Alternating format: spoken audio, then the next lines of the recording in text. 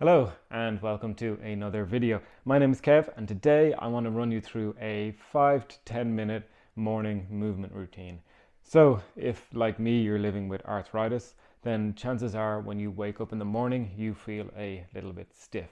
And I found that one of the best things you can do is movement, just get moving. So what I like to do is go for a walk, warm up, get the blood flowing, and then spend 5 minutes doing this routine to really loosen myself up and get going. So the way this works is we will do a combination of dynamic movements and some short static stretches. The dynamic movements, we will do 5 reps of each. So we'll repeat the movement 5 times. And for the stretches, we will hold for 5 breaths.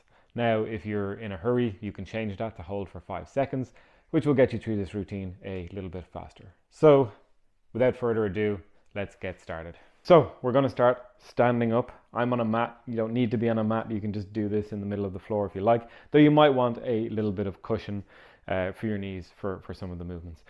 The first movement we're going to do is we are just going to do standing knee raises. So basically we will stand, you will lift one leg, lift your knee up as high as you can, and then we're going to take our hand and pull a little more just to increase that range of motion, and then we'll swap and we will do the other leg. So from the side, you can see I'm lifting my knee as much as I can without assistance, and then pulling a little bit more to get a little bit more stretch.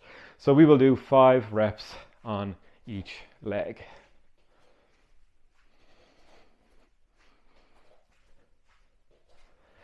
Now this is a great way to start the day because not only are you getting the blood pumping through your legs, which have some of the biggest muscles in your bodies, you're also working on your balance, which is really, really important. So if you're struggling to stand on one leg, use a wall, it's fine. But over time and with daily practice, you will eventually improve your balance and be able to do this standing on one leg.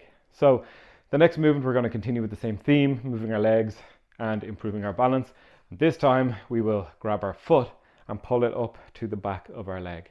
So this one is stretching or engaging our hamstring, which is the back of the leg. So you can actually think of the hamstring as being similar to the bicep, and you know when you do a curl, your bicep fires up. So when you do a leg curl like this, your hamstring, much like your bicep, is firing up. So we're going to do 5 reps on each side.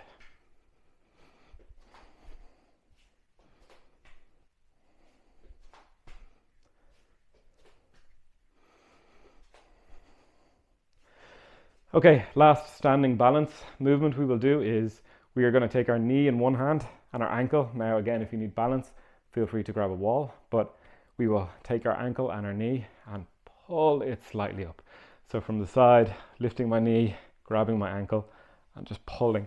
And this will stretch kind of the glute and get a good stretch kind of along the side of the leg here. So again, we will go for 5 reps.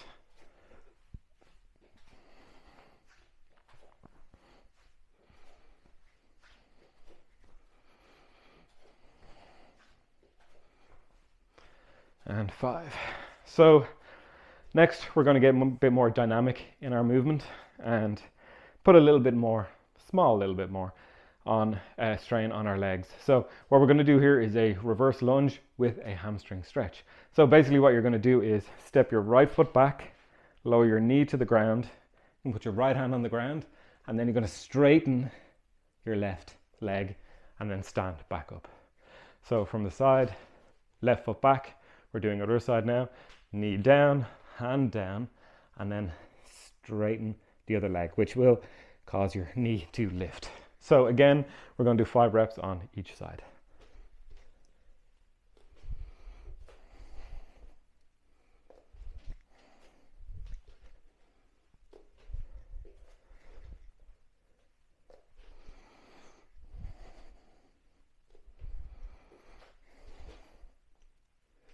I always find that if my hamstrings are feeling tight, especially before a workout, I'll do this movement and it loosens me up. And you might notice that you start to breathe a bit heavier. That's good. We're getting the blood flowing and getting our joints moving, which is really important for arthritis. So next move, and this one will get you breathing a little bit heavier still. And I think in general, it's good to practice kind of getting down to the floor and getting back up. So that's why I like to do the inchworm. So what we're going to do here is reach down and touch the floor. Walk our hands out to a plank position, and then walk our feet back to our hands and stand up. Now, if you can't touch your toes, you can bend your knees as much as you need to, okay? So again, we will do 5 reps of this. So out to a plank, and then we can take baby steps in and reset to the back of our mat.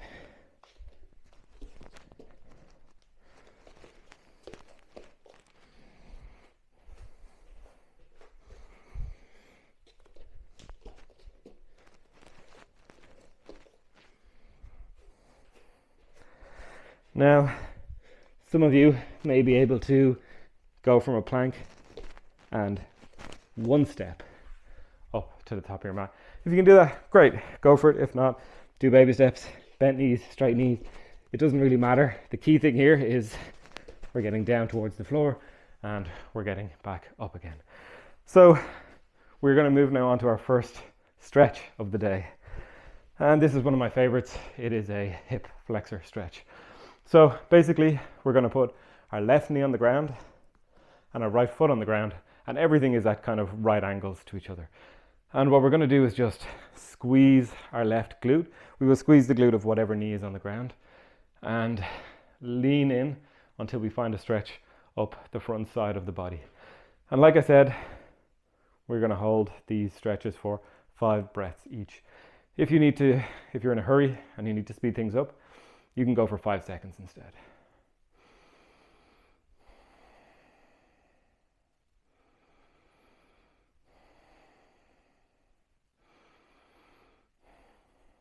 And remember, if you're not feeling anything, make sure you're squeezing the glute, tucking the hips under, leaning forward into it. You want to feel this area at the front of your body light up.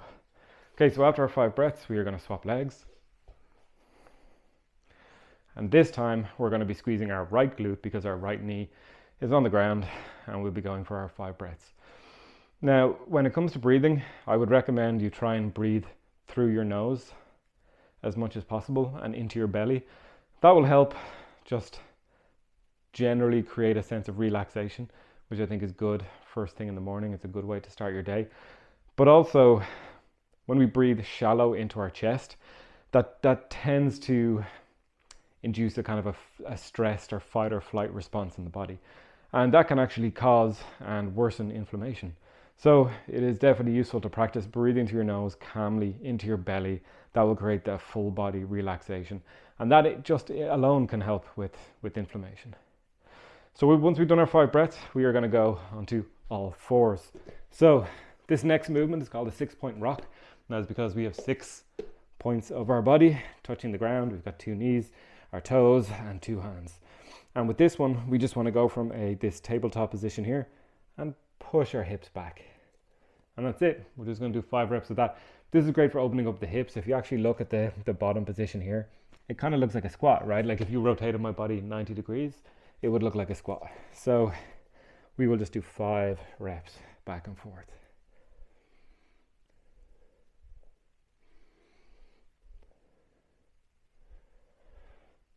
Okay, so next we're going to do a cat-cow. So I have talked about it before. I have arthritis that affects my spine. So I tend to put a lot of emphasis into movement and stretches that really work my spine. And one of my favorite exercises to do that, or movements, is the cat-cow. So this is a yoga move where basically we will breathe in and drop our belly to the ground. So our belly is pushing down towards the ground. Our back should be rounding.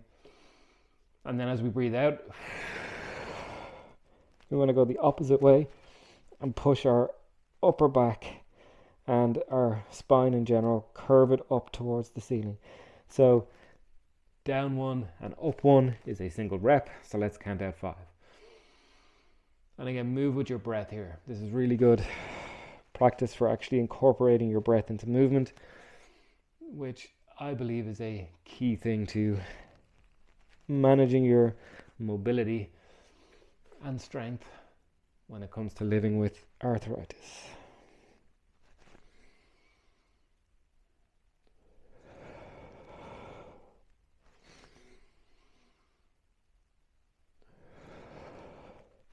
Okay, so come back to tabletop. Now, that movement gets our spine kind of moving up and down. The next movement will get it moving side to side a little bit. So we're just going to stay in tabletop, keep your chin up, and want to look over the shoulder like you're trying to find your feet. Okay, so one look to the right, one look to the left counts as 1 rep. So we'll count out 5. It's 1, 2. Now, try and keep your chin up because that will, I find, increase the stretch along your side body and get some more lateral movement in your spine. So that is 5 reps. Now we are going to continue working on our spine and we're going to get into a spinal extension position. So a lot of the time we spend, sitting down or slouched on a couch, our spine is rolled over in that position where our shoulders are coming forward and our back is rounding forward. So I like to spend a lot of time in this extension position where basically we will get down on our elbows, lower our hips to the ground and lift our chin up. So we're looking up at the ceiling. And we're going to stay here for 5 breaths. Now, in the evenings, I often like to spend several minutes in this position and just give my spine some time in extension because it doesn't get very much time in extension naturally.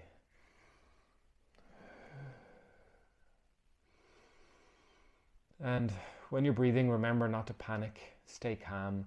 This might feel a little bit tight, it might feel a bit uncomfortable, that's fine. Don't push through pain, that's important. But try and breathe calmly in through your nose, into your belly. 5 breaths. You can almost treat stretching and movement like this if you do it very consciously when you're really thinking about your movements, your motion, your breathing. It actually becomes a type of meditation, which in itself can be relaxing and reduce stress, which, as I've said, is great for managing inflammation. Okay, so we're going to stay in this position for a little bit longer, but we're going to repeat that shoulder look over that we did in the tabletop position, but we're going to stay in this extension position. So chin up and look over and find your feet. One's to the right, one's to the left, 1 rep. Remember to keep breathing, don't hold your breath. That's 3. And that is 4. Okay, 1 more. This time, lean deep in. And I don't know about you, but that movement in the extension position feels great on my back. So what I'd like you to do now is we are going to switch to a child's pose position. So if you bring your chest to the ground and put your hands under your shoulders, we can do one fluid movement where we push back with our hands and move our hips back towards our heels. And we are going to come into this position, which is in yoga, a child's pose. So again, we're kind of doing the opposite of the extension here. Our back is rounding. I'm actually pushing my chest down towards the floor, pushing my forehead down towards the ground, and I'm reaching towards the top of my mat with my hands. And this just gives me a nice stretch kind of from my hips all the way over to my back.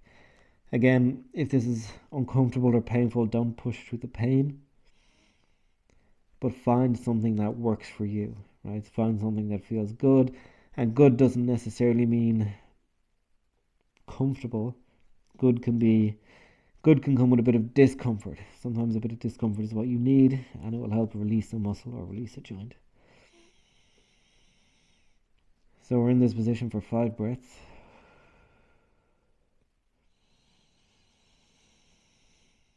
And I think this is a great position for testing out your belly breathing, because what you will find happens is, as you breathe into your belly, you will feel your belly press against the top of your thighs.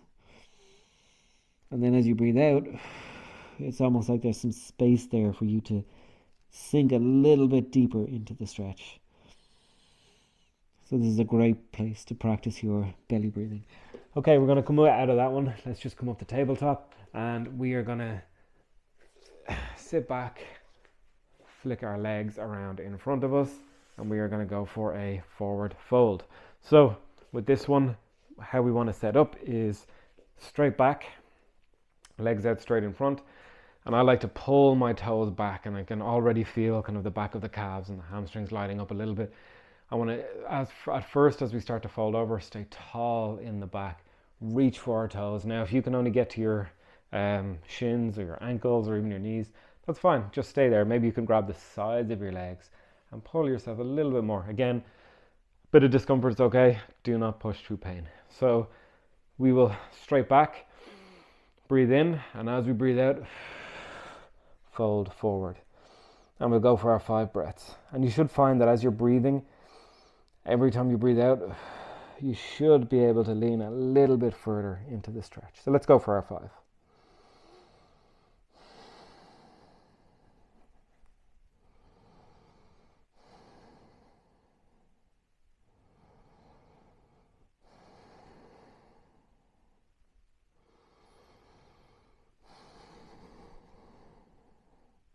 And one more breath.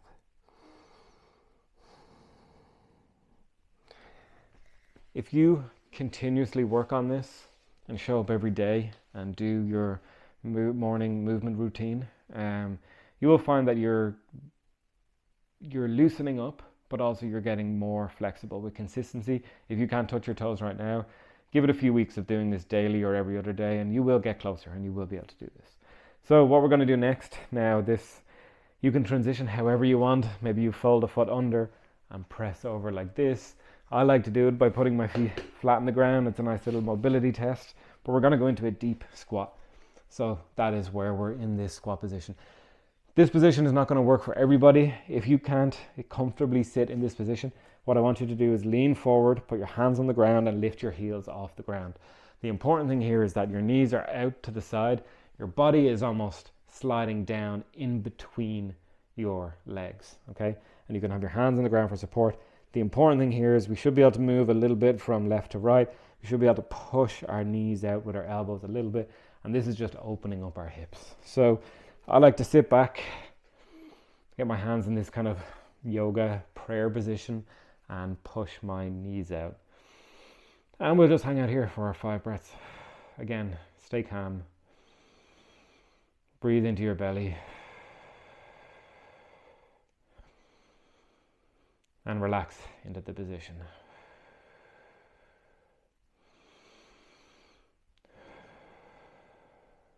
Okay, one more breath. Okay, we've only got 2 movements left, so we are nearly done. And again, this is taking longer today because I'm talking through all of the movements, but I can normally get through this in like 5 or 6 minutes. So when you're doing this yourself and you get into a good flow, a good routine, it will be a lot quicker to get through. So next movement, whatever position you're in, whether you're in that deep squat back or whether you're forward on your hands, I want to push your hands a little bit more forward and then start to walk your feet backwards. And we are coming into a downward facing dog. So I find this one to be great on the upper back. Also the back of the legs will stretch out nicely. So what I'm trying to do here is actually push my chest towards my feet and push my heels down towards the ground while keeping my hips up high. Now you'll see my heels are nowhere near the ground. If I alternate feet, I can probably get my heels down to the ground if I spend a bit of time on it. But that's fine. We just want to keep our legs straight, keep our back straight as much as we can, hips high, and push your chest towards your feet. And we're just going to hang out here for 5 breaths.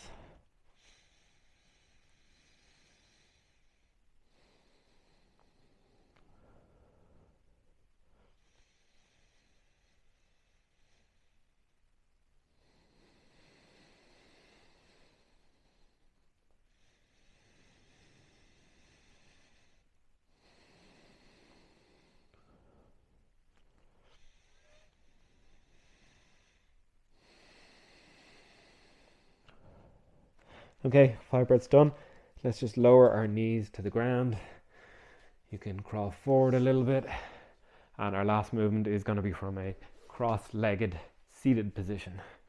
So we're just going to sit with our legs crossed like this. And the last movement I like to do is a twist in our spine. So the way this works is I'm going to take my right hand, put it on my left knee, and my left hand behind me, and I'm going to turn and look over my shoulder. I'm not wrenching, I'm not trying to force myself into position. I'm just kind of gently looking over my shoulder, trying to feel that bit of rotation in my spine. And I'll do one side, and then I'll swap and do the other, and that will count as 1 rep. So we got 5 more reps, and then we are done for the day. Okay, so back up straight and twist. And I like to go slowly with this one. I really feel it in my upper spine, also known as the thoracic spine. But we don't need to worry about the names of these things. The important thing is that you're feeling the movement and feeling the stretch where you need to feel it.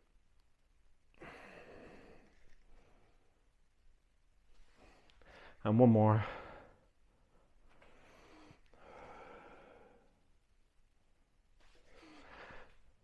And we're done. So hopefully that was helpful. If you were able to follow along and you feel like you've loosened up a bit and that you feel better, maybe feel more relaxed, please leave a comment, like the video. If you'd like to see more of this content, subscribe, let me know. Other than that, have a great day and thank you for watching.